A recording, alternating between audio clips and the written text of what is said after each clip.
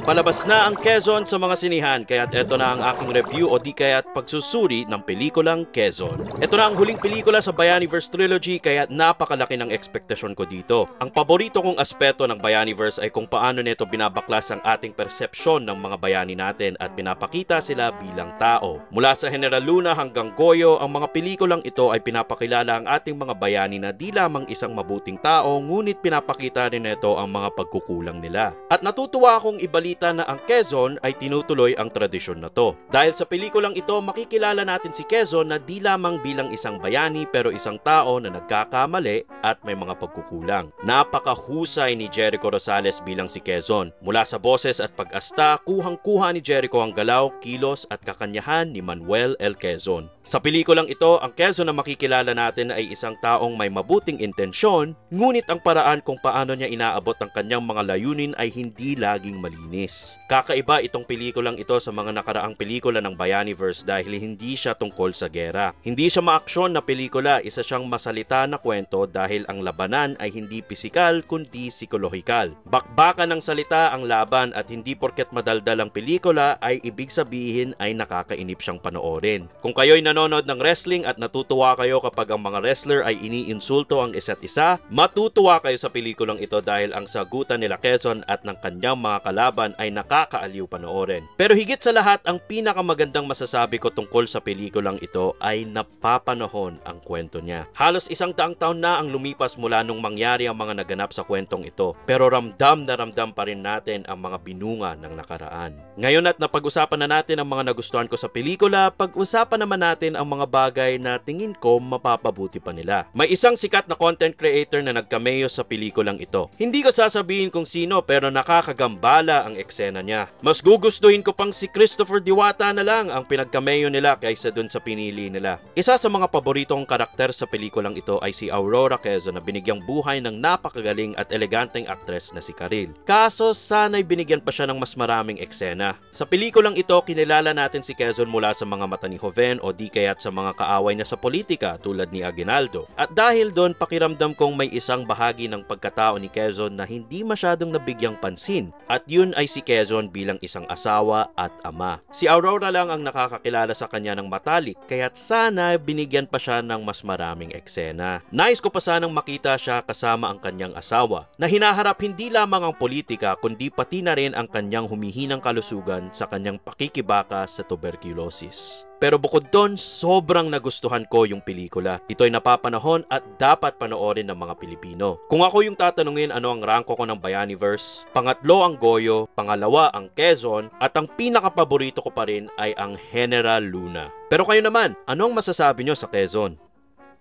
And boom! A full review in Tagalog. How's that for Filipino pride? I hope my Tagalog isn't as bad as I thought it would be. And please do correct me of my grammatical errors if there are any, because if you can tell, I don't really do reviews in Tagalog. But for the father of the national language, I thought, why not?